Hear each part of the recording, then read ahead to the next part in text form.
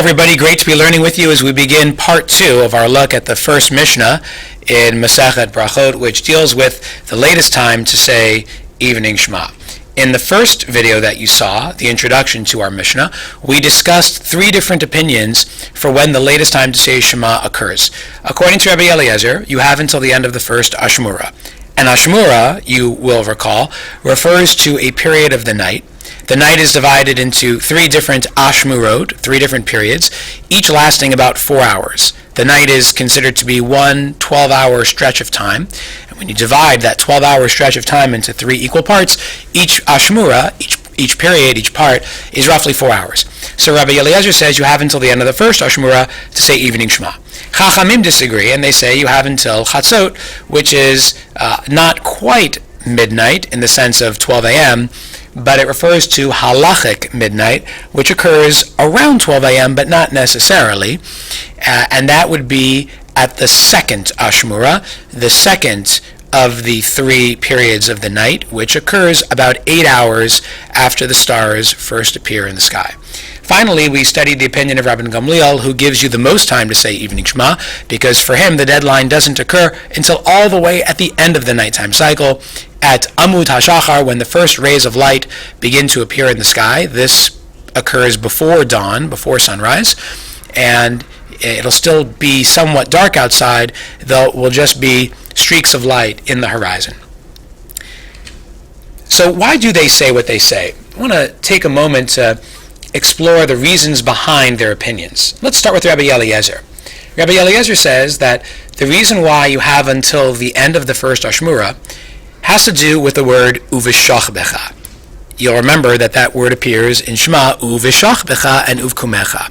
From the word uveshach becha, we learn that a person should say Shema at night, at a time when a person lies down to go to sleep. The word uveshach becha has as its shoresh shachav, to lie down. And so from this phrase, from this word, uveshach becha, we learn that a person should say Shema at a time when he or she is going to sleep. And according to Rabbi Elazar, that occurs within the first third of the night. Within the first 4 hours after the stars appear, that's typically when people go to sleep. Let's just take a random time. Let's say that 3 stars appear at 7:30 p.m. Well, 4 hours later is going to be 11:30 p.m. Most people are asleep by that time. Not everybody, but a lot of people. And so, according to Rabbi Elazar, that's a good deadline by which Shema has to be recited. That is when most people would start to go to sleep. Well, let's jump ahead to Rabban Gamliel, who, again, looks at the word uveshach becha, just like Rabbi Elazar does, but he looks at it differently. He says, when do people go to sleep? Well, not necessarily only by the time that the first Ashmura occurs. They go to sleep throughout the night. People sometimes keep late hours. Some people have jobs that keep them up all night. Some people are working late for their jobs, even at night, like I am right now, preparing this video for you in the wee hours of the morning when most people are asleep. And so Rabban Gamliel says you have all the way until the end of the third Ashmura, which occurs at the very end of that 12-hour cycle, about 12 hours after 3 stars appear.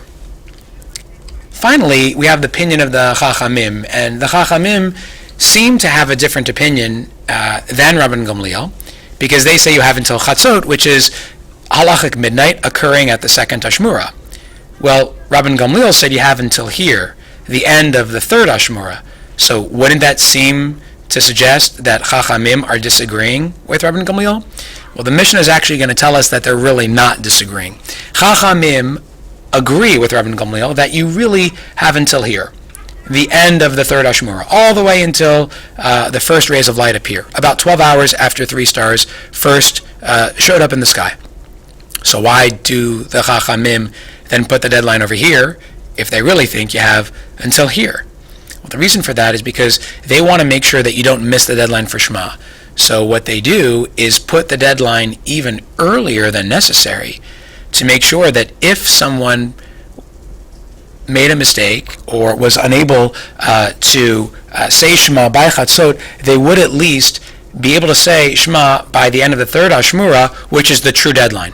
So in essence, the Chachamim really believe that the deadline is here, just push it up a little bit earlier to make sure that nobody misses the deadline.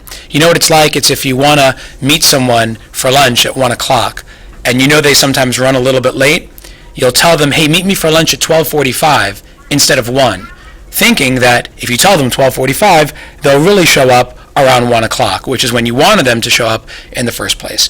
So these are 3 reasons behind our opinions in our Mishnah, Rabbi Elazar, Rabban Gamliel, and the Chachamim. In class, we'll have a chance to practice and study these concepts and this Mishnah together when we return. Looking forward.